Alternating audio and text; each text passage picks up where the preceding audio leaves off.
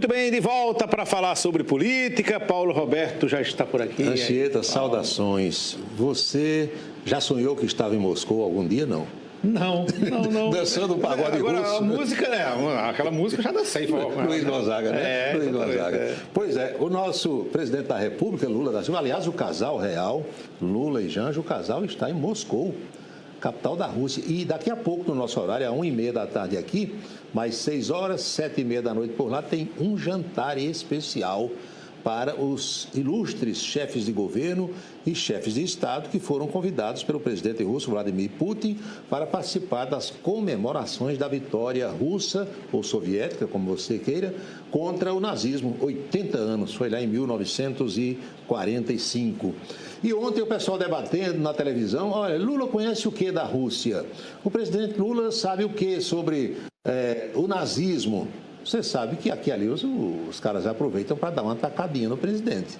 E o jornalista Augusto Nunes disse que Lula não entende nada de Rússia, nem de Segunda Guerra Mundial, nem nada. Vamos ver o trechinho? Vamos lá. Está aqui. O Lula não tem a menor ideia do que foi a Segunda Guerra Mundial. Se ele nunca foi a uma aula de história na vida, o cérebro dele é um deserto de informações históricas.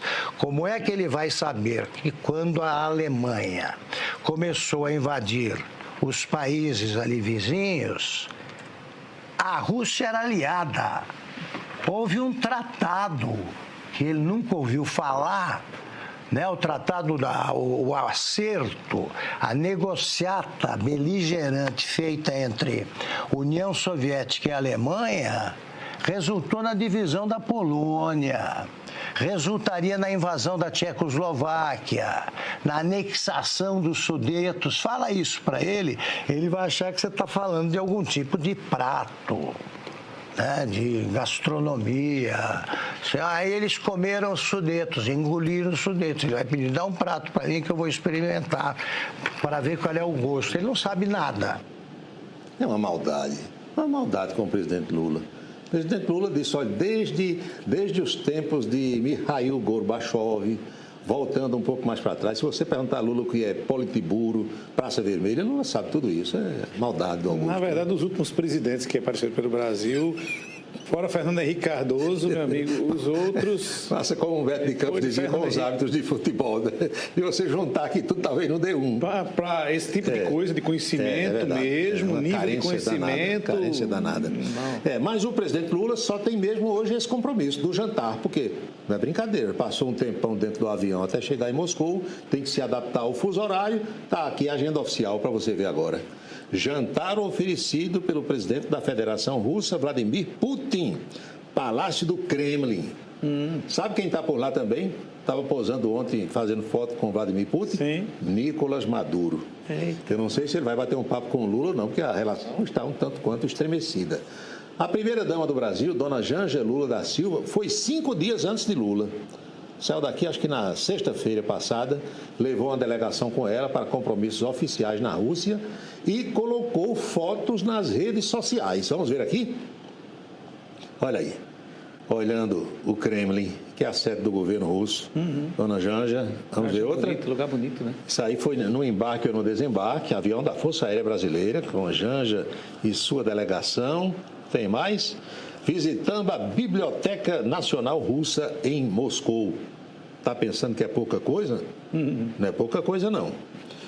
Olha, o ex-presidente Jair Bolsonaro, que recentemente deixou o hospital, descumpriu a recomendação médica e ontem foi para cima de um trio elétrico participar de uma manifestação que está pedindo que se instale aquela... CPI, não, anistia, a PEC da anistia, né? CPI não, exatamente, seja aprovada. Aprovada, anistia, etc. e tal.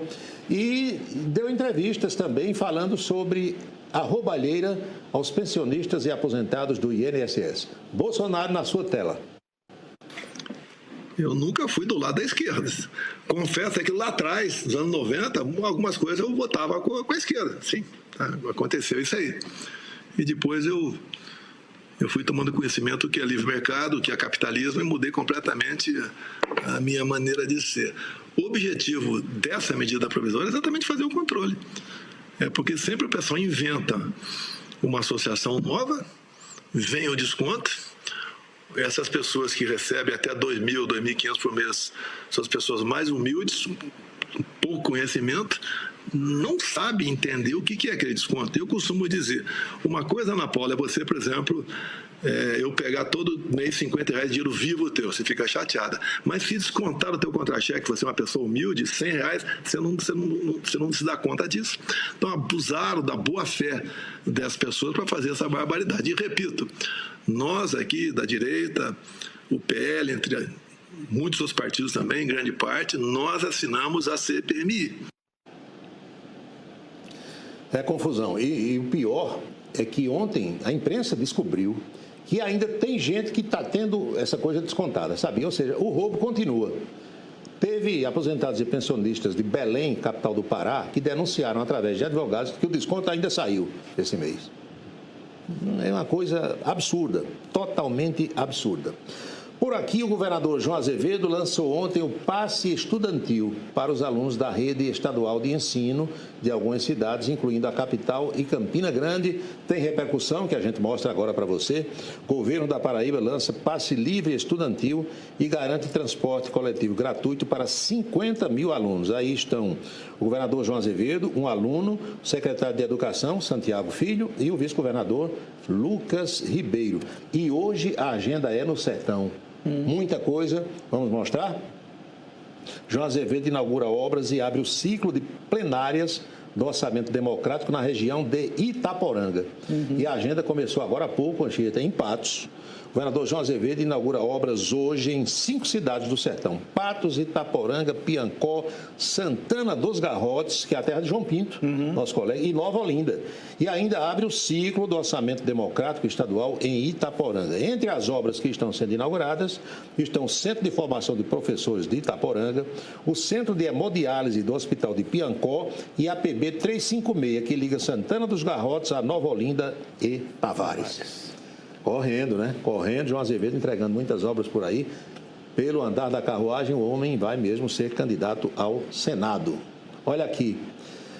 Você sabe que dona Alana Galdino tomou posse no Tribunal de Contas do Estado, é a nova conselheira, e vai lembrar também, com a nossa ajuda, com o nosso auxílio, que um pouco antes dela ser indicada, o deputado Tião Gomes desistiu. Lembra disso? Isso. Anunciou publicamente que estava desistindo, e desistindo não só de concorrer à cadeira do Tribunal de Contas do Estado, mas também dizendo que se aposenta da vida pública, que ano que vem não disputa mais uma cadeira na Assembleia. Eis que ontem, poucos dias depois da posse de Alana Galdino no Tribunal de Contas do Estado, primeira mulher conselheira da nossa Corte Estadual de Contas, uma filha de Tião Gomes, Ana Aparecida Perazzo Gomes, foi nomeada chefe de gabinete de Alana Galdino. Olha aqui, após pai desistir de vaga, filha de Tião Gomes é nomeada para gabinete de Alana Galdino. Você vê a foto aqui do deputado Tião Gomes e a filha dele, Ana Aparecida Gomes Perazzo. Se o cargo de conselheiro é vitalício, chefe de gabinete, trabalhando de acordo com... Foi em conjunto ali. Vai junto, a vida toda. É verdade. Não é? Boca maldita de hoje. A boca maldita vem do nosso Supremo Tribunal Federal. Ontem os ministros debatiam a possibilidade de um aumento de pena para quem chame outra pessoa de ladrão. Aliás, eu vi nas redes sociais a seguinte reflexão, presta atenção. Daqui a pouco aqui no Brasil, se alguém lhe roubar e você chamar o sujeito de ladrão, ele vai lhe processar e você é que vai preso. Isso está nas redes sociais, não é da minha lavra. Mas os ministros Flávio Dino e André Mendonça, o terrivelmente evangélico, debatiam sobre isso. O André Mendonça dizendo que deve continuar como está. E o Flávio Dino dizendo que tem que endurecer a pena para quem chama outra pessoa de ladrão. Olha só. E nós separamos essa boca maldita de hoje e você acompanha agora. Ainda assim, o ladrão é uma opinião sobre a pessoa. Não é um fato específico. Ministro André, para mim é uma ofensa grave. Eu não admito que ninguém me chame de ladrão. Eu vou formar ela vai porque responder. Essa tese da moral flexível que inventaram não existe é a tese que degrada o serviço público e desmoraliza o Estado. Não. Eu quero só informar Vossa Excelência que, por favor... Não, a pessoa vai responder pelo crime. Consignemos todos que eu não admito. Na minha ótica, é uma ofensa gravíssima. Não é crítica. Bom, o que a gente está se dizendo é que chamar alguém de ladrão, se for um médico... Se o cidadão não puder chamar um político de ladrão... E ministro Supremo pode? Eu não sou distinto dos demais. Tá. Ela vai responder... Se o advogado subisse nessa tribuna e dissesse que Vossa Excelência é ladrão, eu ficaria curioso para ver a reação de Vossa Excelência. Um crime na mesma pena que qualquer cidadão teria o direito de ser ressarcido na sua honra por um apenamento. Ministro, uma pequena observação. Está vendo aí o negócio? Discussão na alta corte judicante do Brasil. E o pessoal vê tudo isso, colocou nas redes sociais que daqui a pouco o sujeito pode lhe roubar. E se você disser fulano é ladrão, quem vai preso é você. Não vai demorar, não. Está caminhando para isso. É o Brasil. Tá bom, Paulo. É isso, Anchieta. Amanhã você estará aqui com o Bruno Moraes. Você vai ao Vaticano? Vou Cariri. Um abraço, boa viagem. Tá bom, meu amigo. Muito obrigado. Bem, chegou a hora de ir a Brasília. Outras notícias da capital federal, direto de Brasília, Napoleão de Castro. Grande abraço, Anchieta. Cumprimentos a você, Paulo Roberto, toda a nossa equipe. Abraçar e cumprimentar. Meu boa tarde a você, telespectador do Em Dia, nesta quinta-feira. A gente retorna de Brasília, atualizando sempre os temas importantes aqui na capital federal. Ontem a gente acompanhou a solenidade de posse do novo ministro das Comunicações, Frederico de Siqueira, um pernambucano, paraibano. Ele nasceu em Pernambuco, mas muito tempo radicado na Paraíba, que assumiu ontem o Ministério das Comunicações. Solenidade extremamente concorrida no próprio Ministério, com diversos ministros de Estados, autoridades do Congresso Nacional e de diversos setores do país. Quem esteve presente, nós conversamos com ele, foi o prefeito Bruno Cunha Lima, representando não só a nossa cidade de Campina Grande, como também a Frente Nacional de Prefeitos, que ele é vice-presidente. Conversamos com ele, ele falou desse novo momento, agora com Frederico de Siqueira, à frente do Ministério das Comunicações. A chegada de Fred ao Ministério para fazer a sucessão de Juscelino, que fez nesses 2 anos e meio um grande trabalho, avançando em áreas estratégicas. Campina, por exemplo, construiu nesse tempo parcerias através de rede de fibra ótica, expansão dessa rede, levar conectividade móvel para alunos, enfim, diversas conquistas. E nós conversamos com exclusividade com o ministro das Comunicações, o novo ministro, levando também o desejo de muita sorte à frente da pasta do nosso grupo, da Rede ITA, e ele falou para os paraibanos desta forma. Com certeza é uma honra, um orgulho para a gente poder construir esse caminho do Ministério, suceder o ministro Juscelino. A ideia é justamente trabalhar pela Paraíba, trabalhar pelo Nordeste, levar mais conectividade justamente para atender as comunidades ainda desassistidas, como também apoiar a radiodifusão, entender as demandas do setor para contribuir e apoiar o setor. As informações de Brasília, exclusivo para o Em Dia da Rede ITA, Napoleão de Castro. Obrigado, Napoleão. Olha, mudando de assunto, na zona rural de Queimadas, uma tecnologia milenar deve ajudar os agricultores a combater longos períodos de estiagem. Com apoio à Empaer,